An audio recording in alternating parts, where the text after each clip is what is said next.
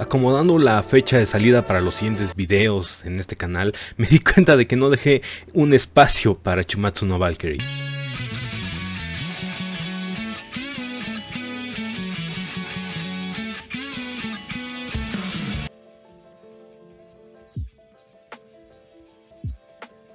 Y honestamente mi intención era sacar video cuando salió la primera parte de esta segunda temporada en enero, sacar pues una actualización conforme fueran saliendo los episodios, e iba a hacer un video de esos primeros 10 episodios y cuando salieran estos 5 últimos decir algo más, decir cómo estuvo la pelea de Buda.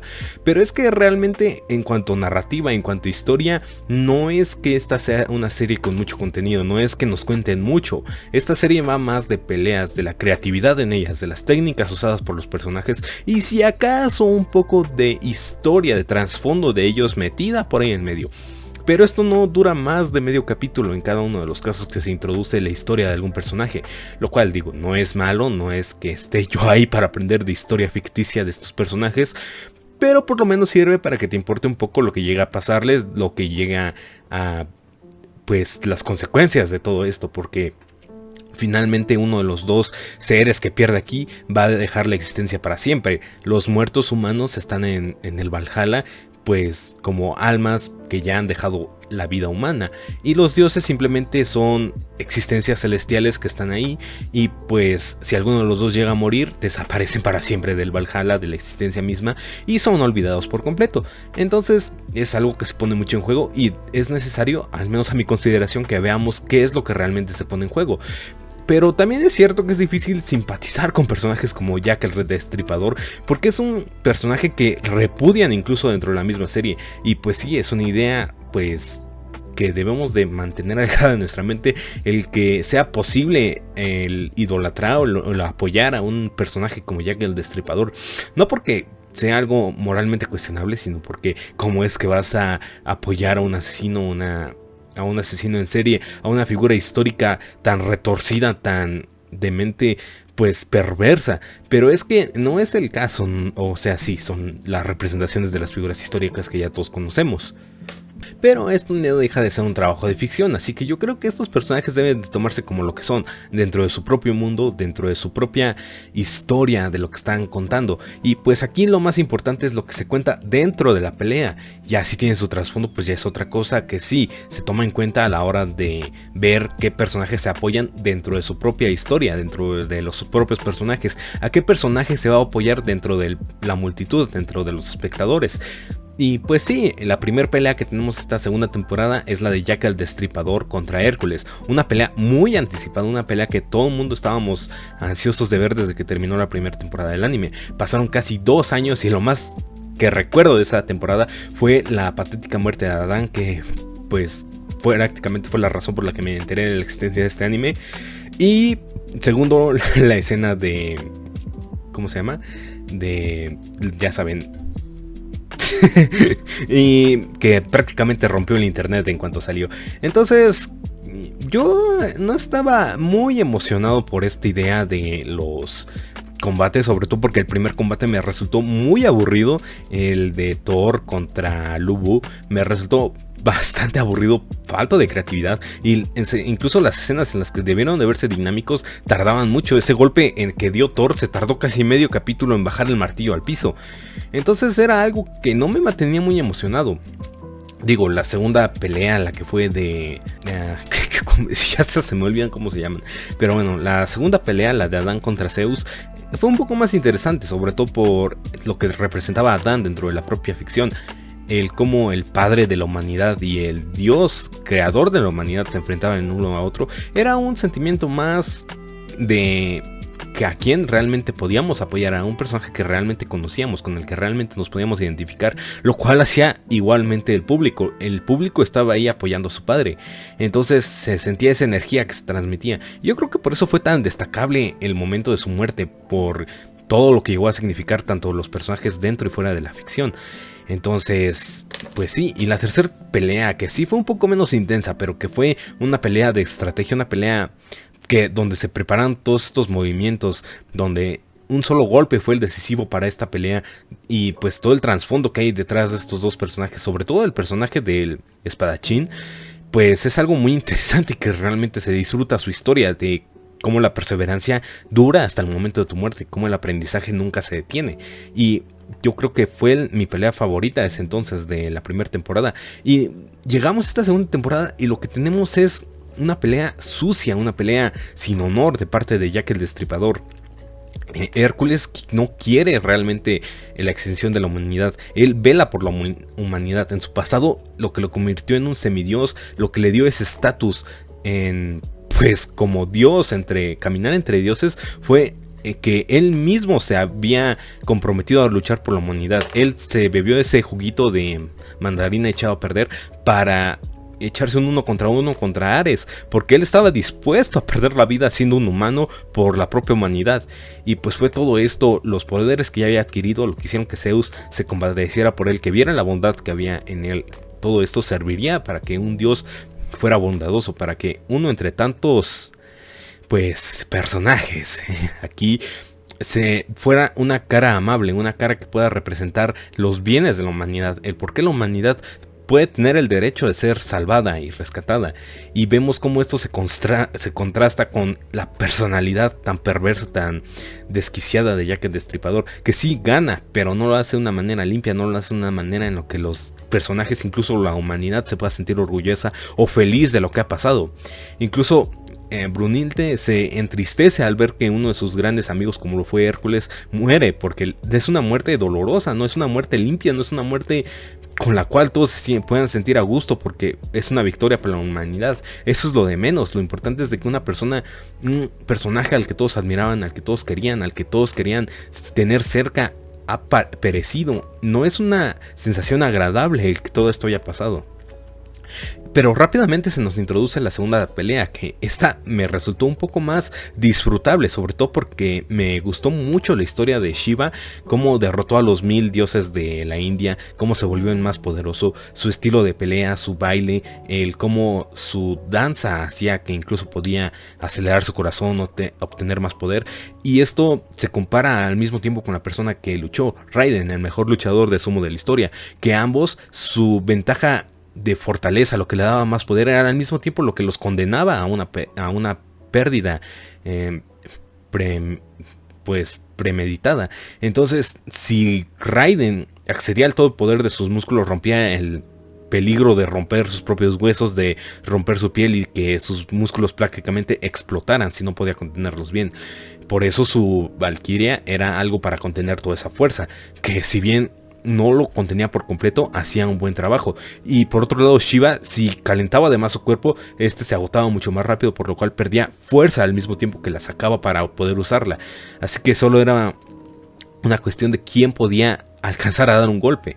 Y pues sí, incluso la historia de Raiden, que tal vez no tenga una personalidad o carisma suficiente para mantenerse por sí mismo, logra hacer que su historia sea interesante, logra hacer que nos interesemos por lo que le pasó en el pasado, porque todo eso que haya hecho en su vida, que lo hayan hecho un luchador tan prometedor en vida, que incluso ahora en muerte, que finalmente puede explotar todo eso, hace que sea una pelea interesante de ver, hace que sea una pelea con impacto, sobre todo en cada golpe que se dan, porque no son golpes suavecitos, prácticamente uno le destruye en el cuerpo y el otro queda manco por 2 brazos, que incluso en el último capítulo se sigue recuperando. Entonces esto es algo que yo, cuando lo vi, me sentí muy, pues, bien feliz de ver este combate. Y honestamente aquí fue una de las ocasiones en que no me importaba cuál ganara, porque los dos me caían muy bien, los dos sentí que estaban dando todo de sí. Que sí, que muchos dicen que lo de Shiva fue pues un poco de robo, un guionazo, como lo que fue de Tesla ahorita, con un golpe que no podía esquivar y que de alguna forma logra zafarse de eso. Pero pues yo no estaría tan de acuerdo en todo eso, porque pues finalmente son dioses y de alguna forma se tienen que sacar algo de la manga. Si los humanos logran vencer esa conveniencia que tienen por el simple hecho de ser dioses, es lo que hace interesante el Ragnarok, es lo que hace que haya un peligro real para la humanidad. La humanidad se está enfrentando a su propia extinción, y como había dicho, no sé si lo dije en algún video, para los dioses esto es juego de niños, no es algo que se estén tomando realmente en serio. Entonces para mí me resulta, pues sí, justificable que tengan estos momentos de guionazo, sobre todo los dioses más que los propios humanos, porque es pues lógico que tengan de dónde sacar poder o artes místicas dentro de ellos, propios de su propia religión, de su propia historia. Entonces no creo que haya sido algo de ese estilo. Todavía no me leo la pelea de Belzebub contra Tesla, pero pues ya ese es otro tema. Y finalmente los últimos 5 capitulitos que sí, que vimos que ya se nos estaba preparando el terreno cuando se nos presentaron a los 7 dioses de la fortuna, que pues prácticamente aquí es Buda el que dice el que decide mandar al carajo a los dioses y decir: yo voy a pelear por la humanidad, yo voy a pelear por los humanos. ¿Por qué? Porque él en su momento fue un humano, él es el humano, él es el iluminado por la divinidad o no sé qué, cualquier cosa, lo cual lo hace tener una visión que anticipa movimientos antes de cualquier cosa que vaya a ser su enemigo. Entonces esto le permite una gran ventaja en cuanto pelea a su adversario y cualquier cosa. Y vemos que se enfrenta a un ser de su pasado, un ser que él pues recuerda de alguna forma u otra. Este ser que no era tan dichoso por la vida, este ser que trató de ayudar al pueblo, pero que el pueblo le dio la espalda, o que no lo recordaban en sus momentos de felicidad, en sus momentos cuando ya todo había pasado, y veía a esta persona tan despreocupada que le decía: es que no es necesario que tú cargues con los pesares de toda la demás gente para que estos puedan ser felices, sino que aún con todos esos pesares se puedan sentir libres de vivir su vida.